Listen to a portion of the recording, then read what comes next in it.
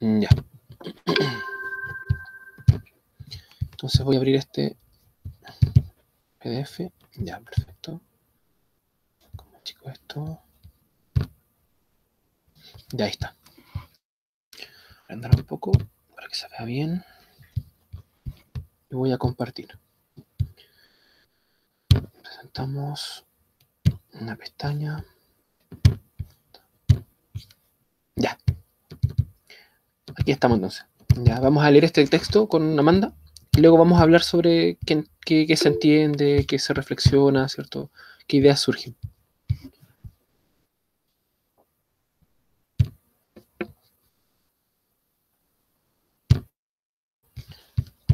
Ya, parto. Dice, metálogos. Metálogos. Definición. Un metálogo es una conversación sobre algún tema problemático. La conversación tiene que ser tal que no solo los participantes discuten efectivamente el problema, sino que la estructura de la conversación en su totalidad sea también pertinente al mismo tema. Tan solo algunas de las conversaciones presentadas aquí logran este doble formato. O sea, lo que intenta hacer Bateson es un metálogo, ¿cierto? Que el formato del texto represente de alguna manera la temática tratada, ¿cierto? La temática que hablan los personajes. De ahí dice que en algunos de sus textos lo logran, otros no tanto. De manera especial, la historia de la teoría evolutiva es inevitablemente un metálogo entre el hombre y la naturaleza, en el que la creación e interacción de las ideas tiene que ejemplificar necesariamente un proceso evolutivo. ¿Ya? O sea, la teoría de la evolución de las ideas es una evolución también. O sea, ejemplifica lo que está tratando de explicar también. Porque es una idea sobre la teoría de las ideas, ¿no? Eso también tiene una evolución. Metálogo. ¿Por qué se revuelven las cosas? Parto yo. ¿Ya? Después sigue la Amanda. Ah, no, partes tú. No, dale tú, dale tú. Ya, entonces yo soy la hija. Sí.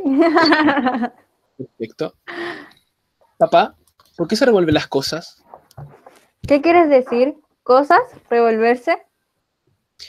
Bueno, la gente gasta mucho tiempo arreglando las cosas, pero nunca se les ve gastar tiempo revolviéndolas. Las cosas parecen revolverse por sí mismas. Y entonces la gente tiene que arreglarlas otra vez. Pero tus cosas también se resuelven si no las tocas. No, si nadie me las toca. Pero si tú me las tocas, o si alguna otra persona las toca, se revuelven. Y el revoltijo es peor si no soy yo la que las toca. Sí, por eso no te dejo tocar las cosas de mi escritorio, porque el revoltijo de mis cosas es peor si las toca a alguien que no soy yo. Entonces, la gente siempre revuelve las cosas de otros. ¿Por qué lo hacen, papá? Bueno, espera un poco, no es tan sencillo. Antes, todo. ¿A qué le llamas revoltijo? Cuando, cuando no puedo encontrar las cosas y todo parece revuelto. Lo que sucede cuando nada está en su lugar. Bueno, pero ¿estás segura de que llamas revoltijo a lo mismo que cualquier otra persona lo llamaría así? Pero papá, estoy segura, porque no soy una persona muy ordenada. Y si yo digo que las cosas están revueltas, estoy segura de que cualquier otra persona estará de acuerdo conmigo. Muy bien, pero ¿estás segura de que llamas arreglado a lo que otras personas llamarían así? Cuando tu mamá arregla las cosas, tus cosas, ¿sabes dónde encontrarlas? A veces, porque, ¿sabes? Yo sé dónde pone ella las cosas cuando las ordena. Lo dudo, querida, lo dudo. No, Ah, acá no, es cierto. chucha. Uy, perdón, no. Es cierto, yo también trato de evitar que arregle mi escritorio. Estoy segura de que ella y yo no entendemos por lo mismo por arreglado. Arreglado. Papá, ¿te parece que tú y yo entendemos lo mismo por arreglado? Ahora sí, lo dudo, querida, lo dudo. Pero papá, ¿no es raro que todos quieran decir lo mismo cuando dicen revuelto y cada uno quiere decir algo diferente cuando dice arreglado? ¿Por qué arreglado es lo opuesto de revuelto o no? Estamos entrando en preguntas más difíciles. Comencemos de nuevo desde el principio. Tú dijiste, ¿por qué siempre se revuelven las cosas? Ahora hemos dado 1 o 2 pasos más y cambiemos la pregunta en ¿por qué las cosas se ponen en un estado que Katy llama de no arregladas? ¿Te das cuenta por qué quiero hacer el cambio? Me parece que sí, porque si yo le doy un significado especial arreglado, entonces los arreglos de otra persona me parecen revoltijos a mí, aunque estemos de acuerdo en la mayor parte de lo que llamamos revoltijos. Ah, no. Efectiva, Ah, sí, sí, sí, sí. Efectivamente, veamos ahora qué es lo que tú llamas arreglado. Cuando tu caja de pinturas está colocado en un lugar ordenado, ¿dónde está? Aquí, en la punta de este estante. De acuerdo. ¿Y si estuviera en algún otro lado? No, entonces no estaría arreglada. Y si la ponemos en la otra punta del estante, aquí. No, ese no es el lugar que le corresponde. Y además tendría que estar derecha, no toda torcida como la pones tú. Ahí, en el lugar acertado y a la derecha. Sí, Bueno, eso quiere decir que solo existen muy pocos lugares que son arreglados para tu caja de pintura. un lugar solamente. No, muy pocos lugares, porque si la corro un poquitito, por ejemplo, así, sigue arreglada. Bueno, pero pocos, muy pocos lugares. De acuerdo, muy pocos lugares. ¿Y qué pasa con tu osito de felpa y tu muñeca en y el mago de Oz y tu suéter y tus zapatos? ¿No pasa lo mismo con todas las cosas? Que cada una tiene muy pocos lugares que son arreglados para ella. Sí, papá, pero el mago de Oz puede ir en cualquier lugar del estante. ¿Sabes una cosa? Me molesta mucho, pero mucho, cuando mis libros se pegan con todos tus libros y los libros de mami. Sí, ya sé. Papá, ¿no terminaste lo que estabas diciendo? ¿Por qué mis cosas se ponen de la manera que yo digo que no está arreglada? Pero sí terminé, precisamente, porque hay más maneras que tú llamas revueltas a las que llamas arregladas. Pero eso no es una razón para. Te equivocas, lo es, y la verdadera y única es muy importante razón. Uf, papá, basta con eso. No, no bromeo, esa es la razón, y toda la ciencia está ensamblado mediante esta razón. Tomemos otro ejemplo. Si te pongo un poco de arena en el fondo de esta taza y encima de ella le pongo un poco de azúcar y lo revuelvo con una cucharilla, la arena y el azúcar se mezclarán, ¿no es cierto? Sí, pero papá, ¿te parece bien pasar de hablar de mezclado a pasar a hablar de mezclado cuando comenzamos hablando de revuelto? Es que, bueno, me parece que sí. Sí, porque supongamos que encontramos a alguien que piensa que es más arreglado colocar toda la arena debajo y de todo el azúcar. Y si quieres, no tengo inconveniente para decir que yo pienso de esa manera. Sí, Está bien, tomemos otro ejemplo. Algunas veces en el cine tú ves un montón de letras del alfabeto desparramadas por todas partes en la pantalla, hechas un revoltijo y algunas hasta patas arriba. Y entonces alguien sacude la mesa donde están las letras y las letras comienzan a moverse y luego a medida que las siguen sacudiendo, las letras se reúnen y forman un título de la película. sí, las vi. Lo que formaban era Donald. No tiene importancia lo que formaban. El asunto es que tuviste algo que era sacudido y batido. Y en vez de quedar más mezclado que antes, las letras se reunieron en un orden, todas de pie y formaron una palabra. Formaron algo que la mayoría de las personas estarán de acuerdo en que tiene sentido. Sí, papá, pero ¿sabes qué? No, no lo sé. Lo que se trata es decir que es que el mundo es real. Las cosas nunca suceden de la manera. Eso solo pasa en las películas. Pero papá, Te digo que solo en las películas se pueden sacudir las cosas y estas parecen adquirir más orden y sentido del que tenían antes. pero papá, Esta vez déjame terminar. En el cine Y para que las cosas parezcan así, hacen es filmar todo al revés. Ponen todas las letras en el orden para que se vea Donald. La filman y luego comienzan a sacudir la mesa. Pero papá, si ya sé, y eso es lo que quería decirte. Y cuando proyectan la película, la pasan hacia atrás. Y parece como si todo hubiera pasado hacia adelante, pero en realidad sacudieron las letras después de ordenarlas. Y las tienen que fotografiar patas arriba. ¿Por qué lo hacen? Cielo santo. ¿Por qué tienen que poner la cámara cabeza abajo, papá? No te lo voy a responder ahora, esa pregunta, porque estamos en el medio de la pregunta sobre los revoltijos.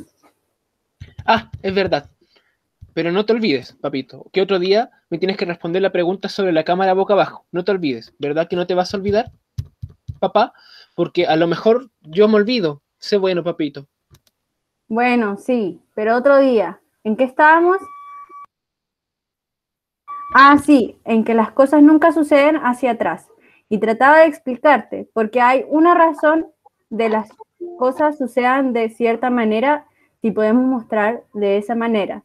Tiene más maneras de suceder de alguna otra manera. Papá, no empieza a decir tonterías. No estoy diciendo tontería. Empecemos de nuevo. Hay solo una manera de escribir Donald. ¿Estás de acuerdo? ¿Sí? Magnífico. Y hay millones y millones y millones de maneras de esparcir 6 letras sobre una mesa. ¿De acuerdo? Sí, me parece que sí. Y algunas de esas pueden ser patas arriba. Sí, exactamente. Como ese revoltijo en que estaban en la película. Pero no pueden haber millones y millones de revoltijos como este. ¿No es verdad? Y si solo uno de ellos forma una palabra Donald, De acuerdo, sí. Pero papito, las mismas letras podrían formar Old Dan, viejo Daniel. no te preocupes, los que hacen las películas no quieren que las letras formen viejo Daniel, sino Donald. ¿Y por qué? Deja, deja tranquilos a los que hacen las películas. Pero fuiste tú el que habló de ellos, papá. Sí, bueno, pero era para tratar de decirte por qué las cosas sucedan de aquella manera en la que hay mayor número posible de maneras de que suceda. Ya es hora de irse a la cama. Pero papá, si no te terminaste de decirme por qué las cosas suceden de esa manera, de la manera que tiene más maneras. Está bien, pero no te propongas más motores en este funcionamiento. Con uno basta y sobra. Además, estoy cansado de Donald. Busquemos otro ejemplo. Hablemos de tirar monedas a la cara a cruz o cruz. Papá, ¿estás hablando de la misma pregunta con la que comenzamos? La de ¿por qué se revuelven las cosas? Sí, Entonces, papá, lo que tratas de decirme sirve para las monedas, para Donald, para el azúcar y la arena, y para mi caja de pinturas y para las monedas. sí, efectivamente. Ah, bueno, es que me lo estaba preguntando. Bueno, a ver si esta vez logro acabar de decirlo. Volvamos a la arena y el azúcar y supongamos que alguien dice que poner la arena en el fondo de la taza es arreglado u ordenado. ¿Hace falta que alguien diga algo así para que puedas seguir hablando de cómo se mezclarán las cosas cuando las revuelvas? Sí, ahí está precisamente el punto. Dicen que esperan que suceda y luego yo les digo que no sucederá porque hay tal cantidad de obras que podrían suceder. Y yo sé que es más probable que suceda una de las muchas cosas y no de las pocas. Papá, tú no eres más que un viejo libros que apuesta a todos los caballos menos al único al que yo quiero apostar. Es querido, querida. Es cierto, querida. Yo le hago apostar a lo que llaman la manera arreglada. Sé que hay infinitamente muchas maneras revueltas y por eso las cosas siempre se encaminan hacia el revoltijo y la mixtura. Pero ¿por qué no lo dijiste al comienzo, papá? Yo lo hubiera podido entender perfectamente. Supongo que sí, de todas las maneras. Es hora de irse a la cama. Papá, ¿por qué los grandes hacen la guerra en vez de solo pelear, como hacen los chicos? Nada, a dormir. Ya terminé contigo. Hablaremos de la guerra otro día. Ya. Ahí termina el texto de Bateson. Entretenido, ¿no? súper entretenido. Todos los metálogos de Bateson son así entretenidos. Son conversaciones entre un padre y su hija y la hija le va haciendo preguntas que son preguntas que hacen los niños. Si se dan cuenta, la pregunta que sigue es ¿por qué los franceses mueven los brazos para todas partes? Es una pregunta como bien tonta, ¿no? Pregunta de niño, pero salen cosas muy, muy, muy geniales de ahí. ¿Ya? De repente los niños preguntan cosas que a uno lo dejan como descolocado. Y muchas veces tendemos a no responderle a los niños. Como ya déjate de lesear, ya tengo que hacer mis cosas. Sí, una vez a mí mi hermana me preguntó si es que si yo me muriera, ¿en qué animal me gustaría reencarnar? Y yo como nunca había pensado en eso. Sí, por lo general lo que hace Bateson ahí es entretenido, o sea, un niño te hace una pregunta y le respondes con otras preguntas. ¿Qué quiere decir con reencarnar? ¿Qué quiere decir con volver a nacer? ¿Cierto? ¿Qué quiere decir con nacer? ¿Qué se refiere? ¿Cierto? Ya, respecto del orden. Entonces, ¿por qué se revuelven las cosas de la pieza?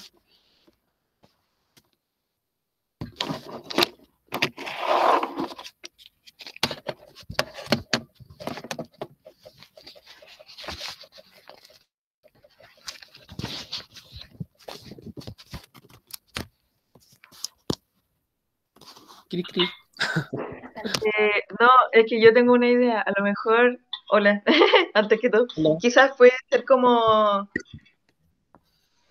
porque de acuerdo a la definición de arreglar, que puede ser muchas definiciones, así como decía, millones y millones y millones de posibilidades, a lo mejor a eso se le atribuye a desordenado como a arreglado.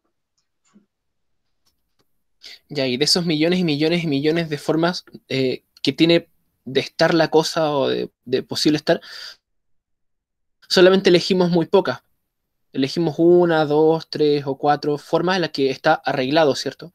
Por ejemplo, el ejemplo que daba Bateson de la niña de su caja de pintura, ¿cierto? Que lo dejaba en la esquina arriba del mueble, a la derecha, ¿cierto? Ahí, ese es su lugar. No en el piso, no en la pared, no en el baño, no en cualquier otra parte, estaría desordenado, ¿cierto? Pero tiene muy pocos lugares para estar. Entonces es más probable que esté en otro lugar que en ese, porque ese lugar es pequeño, ¿cierto? Es muy poco. Entonces elegimos un lugar donde está ordenado y todos los otros son desordenados, ¿no? ¿Y por qué hacemos eso? Por lo mismo que necesitamos un Dios para creer en que se creó el mundo, ¿o no? Ya. Necesitamos la explicación de todo. ¿Por qué necesitamos un Dios que cree el mundo? ¿Qué hace Dios? ¿Lo ordena? Distingue. O sea, Dios ordena el mundo, así como yo ordeno mi pieza, ¿cierto? Dios ordena el mundo, ¿no?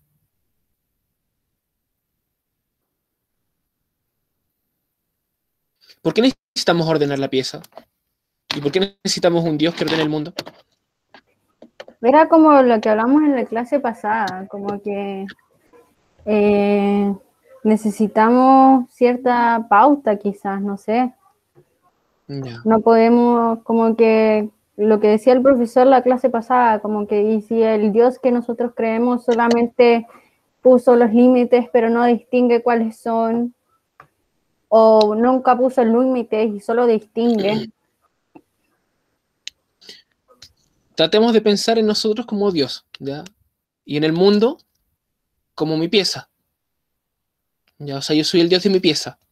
Y yo dejo mis libros al lado de mi escritorio. Y los ordeno en orden alfabético. ¿Por qué lo hago? ¿Para qué? ¿Cuál es el fin de ordenar? Es que en el fondo, no sé si está bien, pero es para que no se genere más desorden. Por ejemplo, yo limpio mi pieza para que no haya polvo que me pueda enfermar y así. No sé. Hay Ya. cosas que igual para mí pueden tener más importancia que para otros. Y no sé. Ya, perfecto. Lo que dijiste al final está genial. Tienen más importancia, ¿cierto?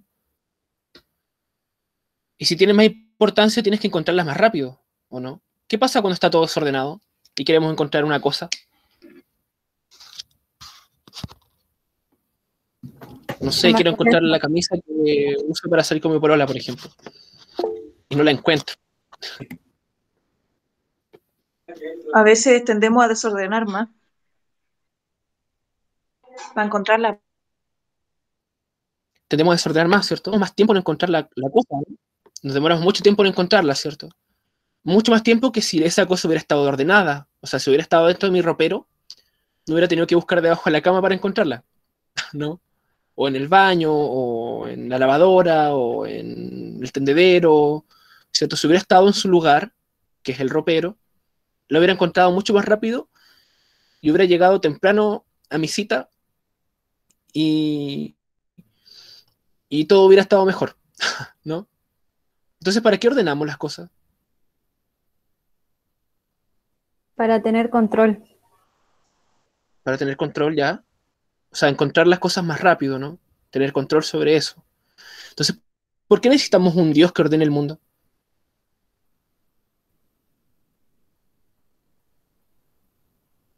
¿Qué pasa cuando está el revoltijo en la pieza? ¿Nos sentimos, cómo nos sentimos? ¿Nos sentimos perdidos? ¿O nos sentimos... Ah, ya.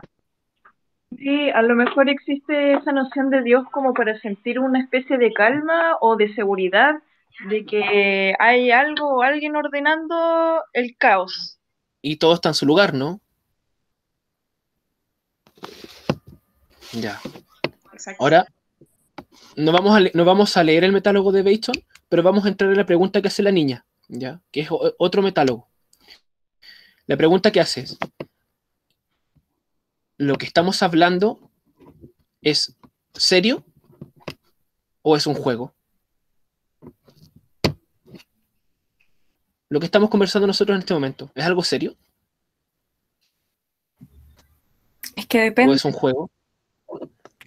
depende porque, por ejemplo, para la niña sí podría ser un juego, pero era una conversación seria. Ya. Pensemos, por ejemplo, en la trampa. Cuando alguien hace trampa en un juego. ¿Por qué hace trampa? ¿Se estará tomando demasiado en serio el juego? ¿Y para él es solamente ganar? Se está tomando el juego como si fuera de vida o muerte, ¿o no?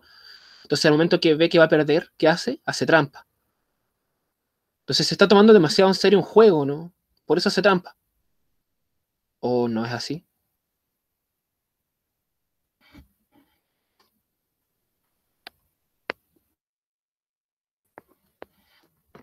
Se está tomando en serio algo que no es serio.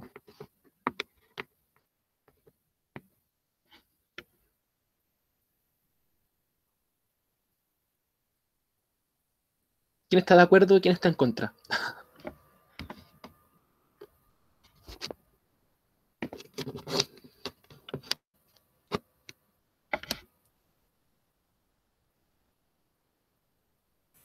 O también puede ser que no le importe tanto aquello y por eso prefiere hacer trampa, ya que no le importa si es descubierto o no. Pero si no le importara, no haría trampa, po. Dejaría de jugar simplemente. ¿O no? Es más fácil. Y si También. no me importa algo, ¿por qué lo voy a hacer? No sé. Entonces me lo tomo muy en serio y hago trampa, po. Es ganar o ganar.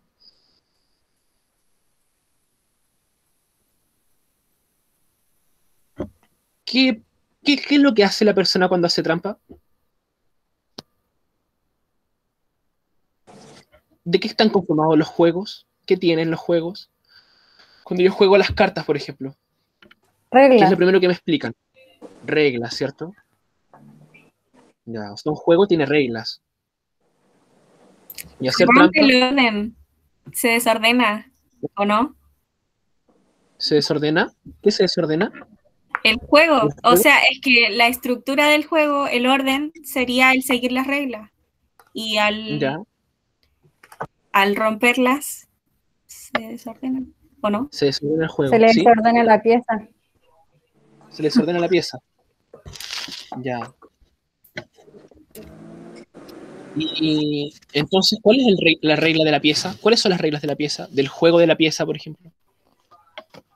Que no debe estar todo revuelto. Ya no tiene que estar todo revuelto. ¿Y quién gana en el juego de la pieza?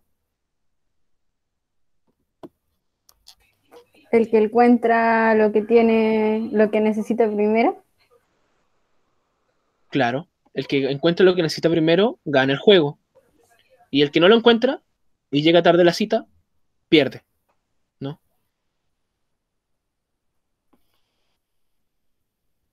¿Puedo hacer trampa en el juego de la pieza? ¿Cómo hago trampa?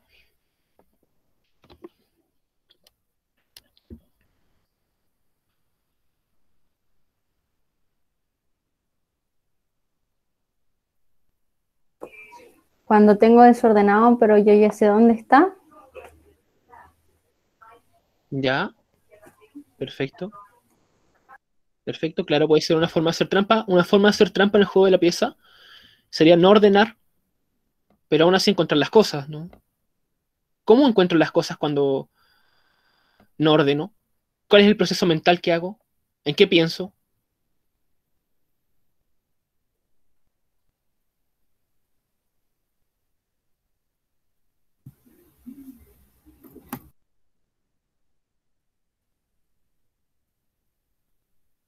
Pienso en dónde lo usé la última vez, ¿o no? ¿Qué fue lo que hice? Sigo los pasos, ¿cierto? De lo que hice ayer y dónde lo dejé, ¿cierto? Claro, y a medida que voy buscando esa única cosa que está perdida por el desorden, voy desordenando más, porque voy sacando Ya, más cosas. Y probablemente después me vaya con todo desordenado, pero encontrando esa cosa que quería encontrar. ya, ya, perfecto. Ahora, ¿por dónde podemos seguir? Eh, entonces podríamos decir que el juego de la pieza se trata de encontrar las cosas, ¿ya? Y gana el que la encuentra primero y pierde el que no la encuentra. Si yo ordeno, estoy siguiendo las reglas, ¿cierto? Y en tanto que ordeno, voy a ganar, ¿ya? O sea, en tanto que sigo las reglas bien, gano, ¿cierto? Sé jugar mejor. Eh, ahora,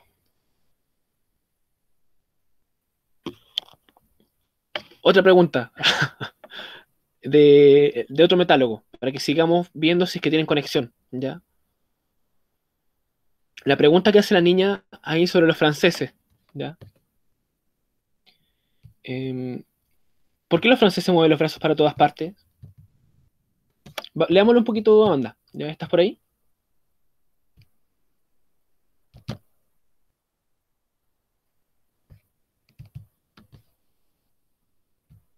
¿O alguien más se ofrece a leerlo conmigo?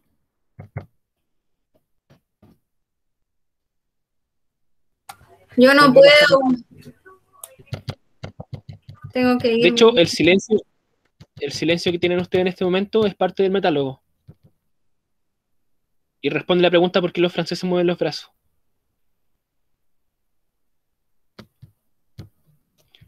Pero ¿cómo? ¿Tiene conexión? Si lo leemos, lo vamos a ver. Ya. No sé si Paloma me quiere ayudar a leerlo. O bien Ángel. Ya. Ya.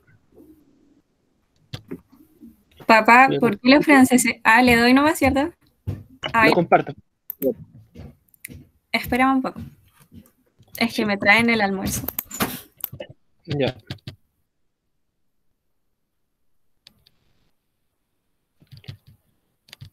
Ya. Aquí lo encontré. Perfecto. Voy a compartir. Una ventana, Y ahora sí. una pestaña, comparto. Ya, estoy compartiendo. Ya, leemos el metálogo y finalizamos. ¿Ya? Ya. Metálogo, ¿por qué los franceses? Parto yo entonces, yo soy la hija. Ah, ¿Ya? ya. Ya. Papá, ¿por qué los franceses mueven los brazos para todas partes? ¿A qué te refieres? Quiero decir, cuando hablan, ¿por qué mueven así los brazos y todo eso? Bueno, ¿y por qué sonríes tú? ¿O por qué a veces das patadas contra el suelo? Pero no es lo mismo, papá. Yo no muevo los brazos para todos lados como hace un francés. Tengo la impresión de que no pueden dejar de hacerlo. ¿No te parece? No sé, es difícil. Es posible que les resulte Estoy difícil hablando. parar. ¿Puedes parar tú de sonreír? Pero papá, yo no sonrío continuamente. Si me resulta difícil parar cuando tengo ganas de sonreír, pero no tengo ganas todo el tiempo y entonces paro. Es cierto, pero tampoco un francés mueve los brazos de la misma manera todo el tiempo. A veces los mueve de un modo y otras de otro, y me parece que a veces deja de moverlos. De nuevo, papá. ¿Y qué piensas tú? Quiero decir, ¿qué se te ocurre cuando un francés mueve los brazos? Se me ocurre que parece tonto, pero me imagino que a otro francés no le parece eso. Es imposible que todos parezcan tontos los unos a los otros, porque si lo parecieran, dejarían de hacerlo, ¿no crees? Tal vez, pero la pregunta no es sencilla. ¿Y qué otra cosa se te ocurre? Bueno, que todos parecen agitados. Está bien, con que tontos y agitados. ¿Pero estarán realmente tan agitadas como parecen? Si yo estuviera tan agitada, necesitaría bailar, cantar o golpear a alguien en la nariz. En cambio, ellos lo único que hacen es seguir moviendo los brazos. No pueden estar agitados de veras. Bueno, ¿son realmente tan tontos como te parecen a ti? Y de todas maneras, ¿por qué tú algunas veces necesitas bailar y cantar y golpear a alguien en la nariz? Es que a veces sencillamente lo siento así. Tal vez el francés también lo siente sencillamente así, cuando mueve los brazos para todas partes. Pero no puede ser que se sienta así todo el tiempo, papá. Sencillamente no puede ser. ¿Quieres decir que el francés seguramente no siente al mover los brazos exactamente lo que sentirías tú si movieras los tuyos? Y sin duda tienes razón. Pero entonces, ¿cómo se siente? Bueno, supongamos que estás hablando con un francés y él mueve los brazos para todos lados. Y luego, en medio de la conversación, cuando tú has dicho algo, deja de pronto de mover los brazos y se limita a hablar. ¿Qué pensarías entonces en ese momento? ¿Dejó de ser tonto y de estar agitado? No, me asustaría. Pensaría que le he dicho algo hiriente y que tal vez está realmente enojado. Y si probablemente y si no. Sí, y probablemente tendrías razón. De acuerdo. Quedamos en que dejan de mover los brazos cuando comienzan a enojarse.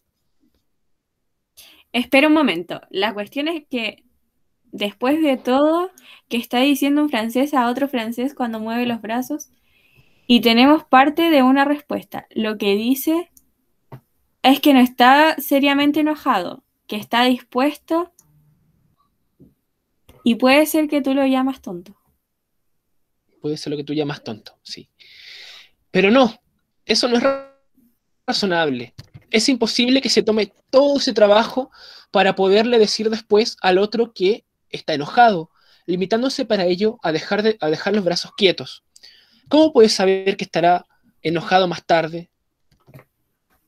No lo sabe, pero por las dudas. No, papá, eso no tiene sentido. Yo no sonrío para después poder decir que estoy enojado, dejando de sonreír. Sí, yo creo que esa parte de la razón, esa es parte de la razón para sonreír. Y hay mucha gente que sonríe para decirle a uno que no están enojados, cuando en verdad lo están. Eso es distinto, papá. Es una mentira con la cara, como jugar al póker. Sí. ¿En qué estábamos ahora? ¿A ti no te parece?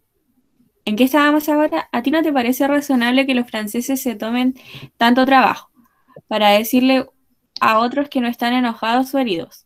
Pero, después de todo, ¿de qué trata la mayoría de las conversaciones? Me refiero, a las nuestras, las de los norteamericanos? Papá, sobre todo tipo de cosas, el béisbol y los helados y los jardines y los juegos, y la gente habla de otra gente y de sí misma y de los regalos que recibieron para Navidad.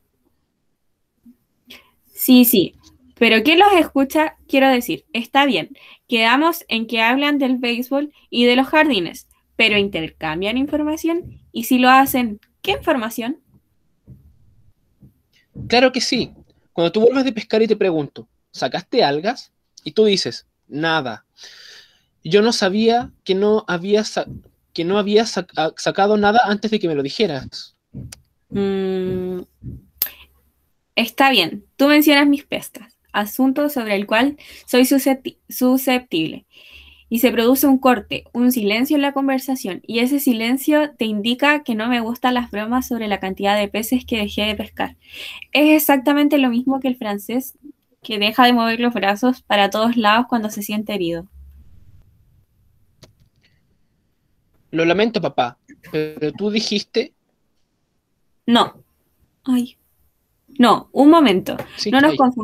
no nos confundamos con lamentaciones por algo que dijimos.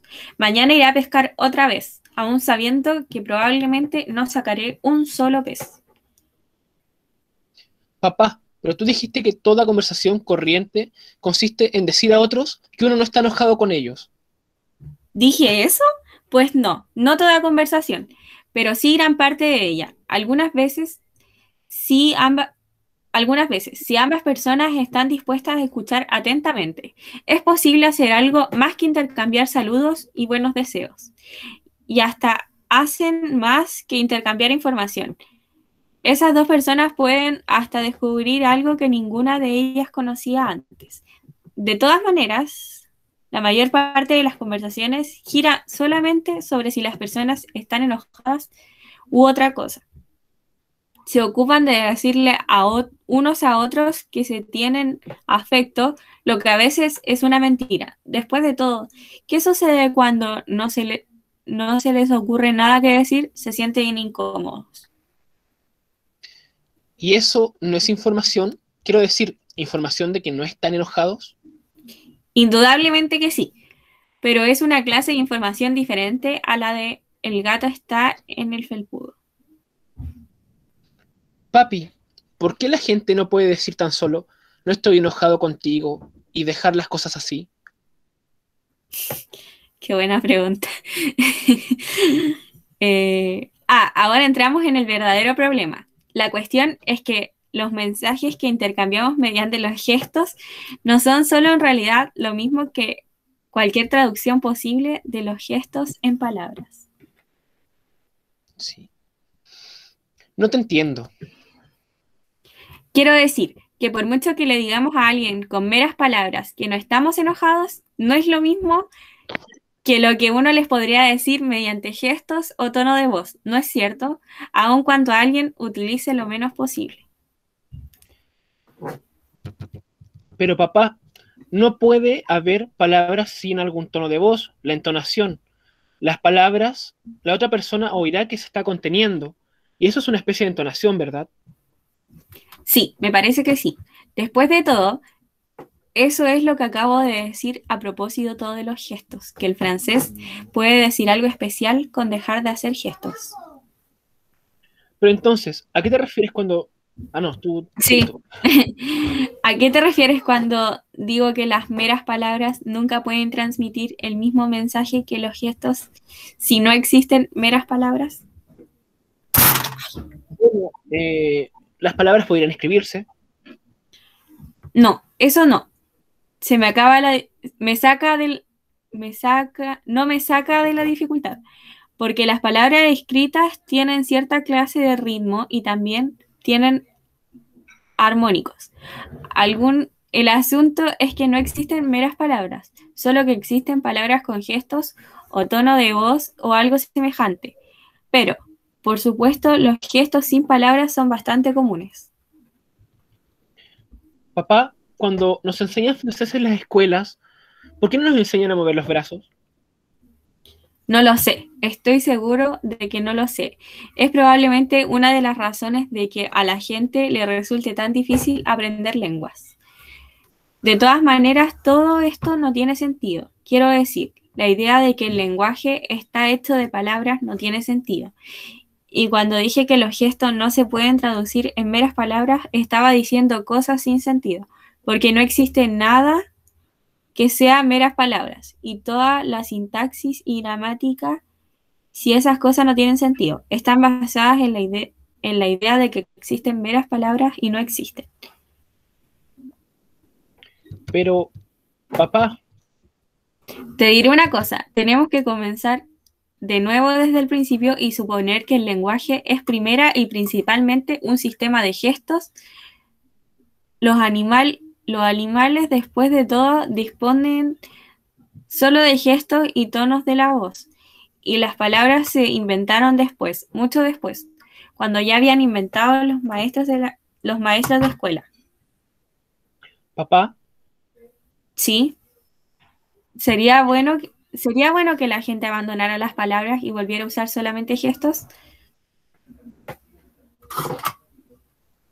no lo sé. Por supuesto, no podríamos tener una conversación como esta. Solo podríamos ladrar o maullar y mover los brazos para todas partes y reír y gruñir y llorar. Pero tal vez fuera divertido. Se convertiría en una especie de ballet en el que los bailarines harían su propia música. Ya, ahí termina el metálogo de Bacon. ¿Responde algo que los franceses muevan los brazos a cuando ustedes se quedan en silencio, por ejemplo?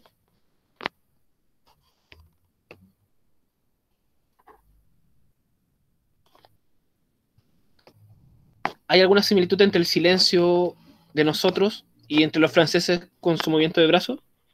¿Qué significa mover los brazos?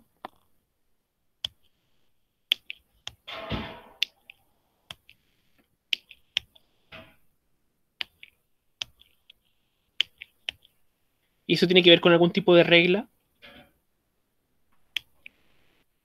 ¿Cuál sería el juego? ¿El juego de hacer amigos? Tal vez. ¿El juego de sociabilizar? Me interesa poner énfasis en el concepto de juego, ¿ya? Respecto del concepto de reglas, respecto del concepto de trampa, ¿cierto?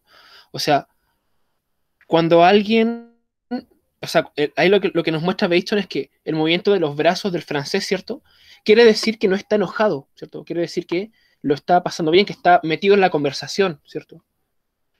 Y si de repente deja de mover los brazos de golpe, va a manifestar o va a decir que está enojado, ¿cierto? O va a querer decir que lo que le dijeron lo hizo molestar. ¿Qué nos pasa a nosotros que estamos más cerca también de la cultura norteamericana, ¿cierto? En términos de que tenemos influencias, ¿cierto? Que vienen desde allá, nuestra música, muchas cosas, ¿cierto? Cuando uno ve a alguien y ese alguien te dice, buena, ¿cómo estás? ¿Cierto? Y te empieza a hacer preguntas de tu tío, o tu primo, o tu amigo, ¿cierto? Que tal vez ni siquiera se acuerda quién es bien, ¿cierto? Pero te hace preguntas y trata de contarte cosas que le pasaron. Hoy ayer comí en completo y fui a la casa de tal, ¿cachai? Y etcétera, ¿cierto? Eh, lo que está tratando de hacer ahí es no quedarse callado, porque si se queda callado, va a dar a entender que está enojado, o que no quiere hablar, o que está molesto, o que, etcétera, ¿cierto? Entonces nosotros tendemos a mantener conversaciones sin sentido para dar a entender que no estamos enojados, preguntando cosas que tal vez no nos interesan. Los franceses mueven los brazos de forma sin sentido para dar a entender que están interesados o que simplemente no están no enojados, ¿cierto? Entonces, en ese sentido, también tenemos un juego, que sería el juego de la sociabilización. Y tenemos reglas, y tenemos trampas, ¿cierto? Etcétera. ¿Qué les parece? Y con eso ya, yo creo que podríamos decir algo cada uno tal vez, y ya ir cerrando.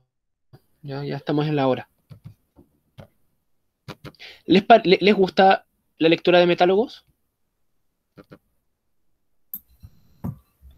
A mí me gustó caleta. Pero tengo una pregunta. ¿Ya?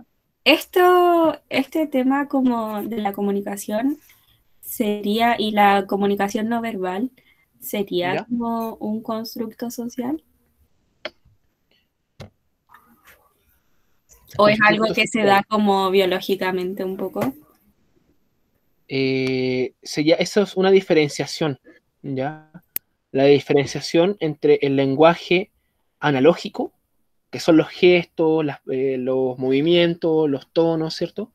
Y el lenguaje simbólico, ¿ya? Que se llama lenguaje digital, que son las palabras, el significado de las palabras. Tiene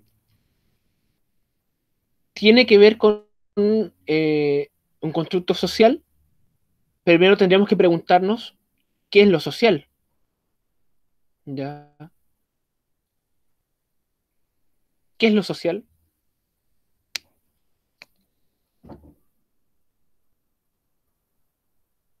¿Dónde se da lo social? ¿Por medio de qué se da lo social? Por medio de la comunicación, ¿Ya? Y la comunicación es lo social. la social. Entramos en algo circular, ¿no? Sí, O sea, hablando de teoría de sistema, entramos en una causalidad circular, ¿no? O sea, el lenguaje permite la sociedad, ¿cierto? Y la sociedad permite el lenguaje. O sea, cuando yo nazco, ¿ya está el lenguaje o no está?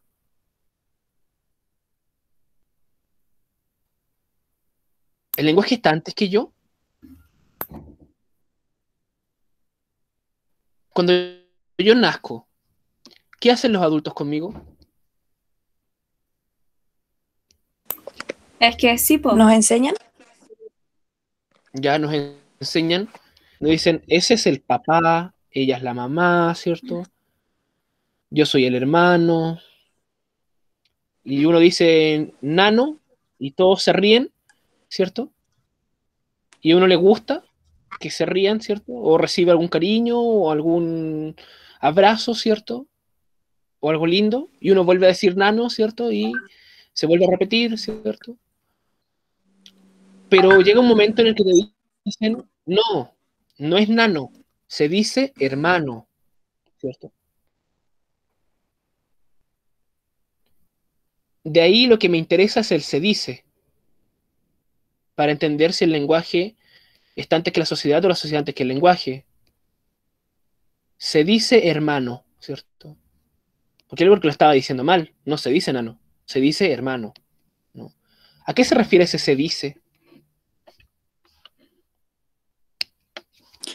Yo creo que el lenguaje y la sociedad están al mismo tiempo porque al final, gracias al lenguaje podemos crear una sociedad y la sociedad se crea gracias Ya, al lenguaje. ya, perfecto.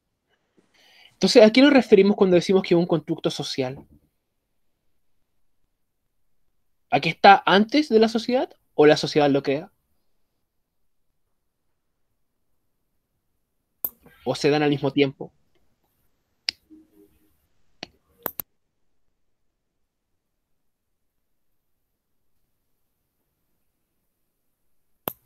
Ahora me voy a decir algo, te pillé. Yo creo que se dan al mismo tiempo. Ya. Pero al mismo tiempo la sociedad lo crea. Entonces, no sé. ¿La sociedad lo crea? ¿Podemos hablar de causa? Porque crear, ¿qué es crear? ¿Quién crea? Cuando yo digo, Juanito creó la escultura, ¿quién creó la escultura?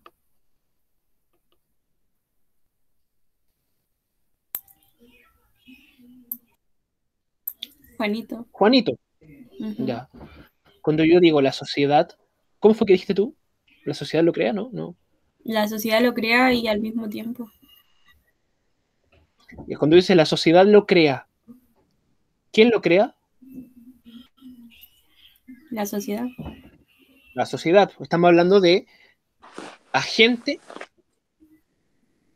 y paciente, o de sujeto y objeto. En este caso, la sociedad Sí. sería el sujeto Estamos haciendo una división implícita ahí, epistemológica, ¿cierto? Estamos dando por hecho de que existe por un lado un objeto y por el otro lado un sujeto, ¿no? O sea, por un lado está la sociedad y por otro lado está lo que crea. Epistemológicamente estaríamos, desde esta perspectiva, mal. Porque no existe por un lado el sujeto, que sería la sociedad, y por otro lado el constructo social. Porque el constructo social es la sociedad, ¿o no?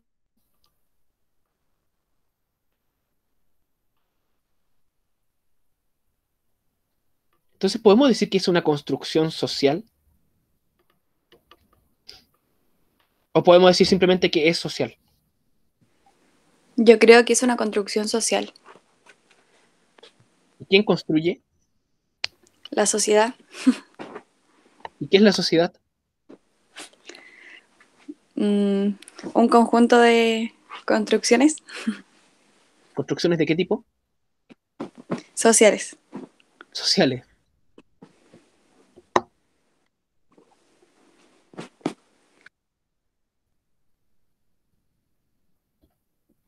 ¿De qué estaríamos hablando ahí, entonces? ¿Podría ser una construcción social? Ya, ahora, hablando, hay que ahondar más en el término porque el término construcción social se ocupa prácticamente igual como cliché, ya como esto es una construcción social, esto es una construcción social, esto otro es una construcción social, pero hay que detenernos un momento a pensar, ¿cierto? Es decir, ya, construcción, ¿qué es construcción? Y si es una construcción social, ¿qué está implícito ahí, ¿cierto? Acabamos de encontrar que hay implícito una epistemología de sujeto y objeto, pero si es construcción social no hay objeto, porque los objetos no son construcciones sociales. En tanto, términos de paradigma de objeto, porque objeto es aislar, ¿ya? O sea, de objeto podemos hablar de objetivo, de algo objetivo, ¿no? Entonces hay un choque ahí de ideas epistemológicas, ¿cierto? Que no conversan del todo, ¿cierto? Y hay que resolverlas de alguna forma. ¿Qué es una construcción?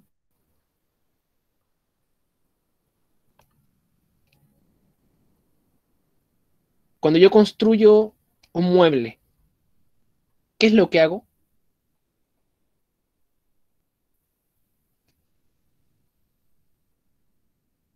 Armarlo, Tomo- ¿Ya? ¿Cómo dices, Joseph? armarlo, Armarlo. Perfecto. ¿Cómo lo armo? siguiendo la regla, Ya, sigo una regla, o volvemos sea, al orden. instructivo. Ya, un instructivo. Perfecto. ¿De dónde saco la madera?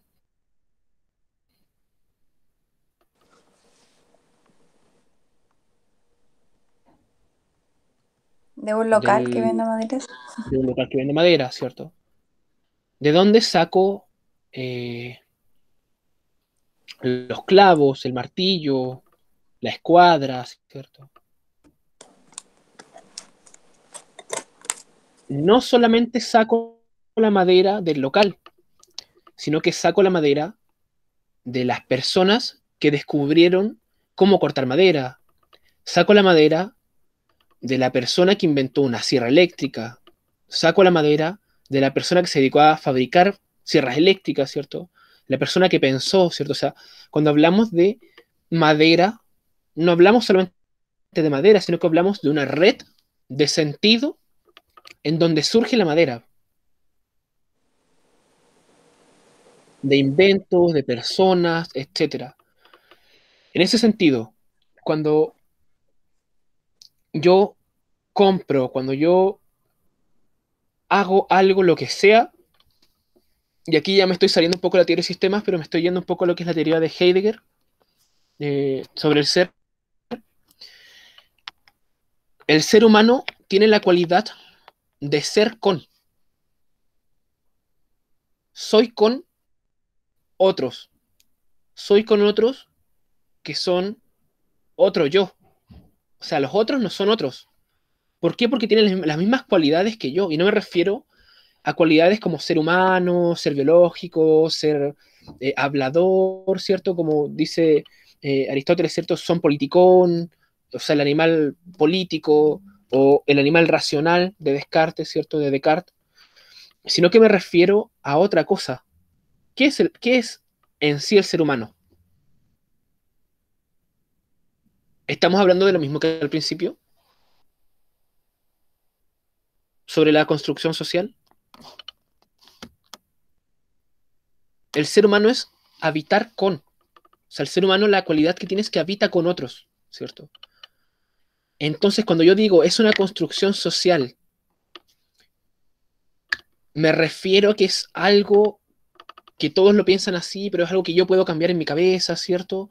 Y que puedo pensar de otra forma, porque no es así, sino que es simplemente una construcción social. No, porque la construcción social no es individual, ¿cierto? Que es lo que decía el profesor la otra vez. Anoten por ahí el concepto de solipsismo, ¿ya? Para investigarlo. El solipsismo es un concepto filosófico que da a entender que yo no puedo estar seguro de la existencia de otros, sino solamente de mi propia existencia. ¿Por qué? Porque yo puedo estar seguro solamente de que pienso, ¿ya?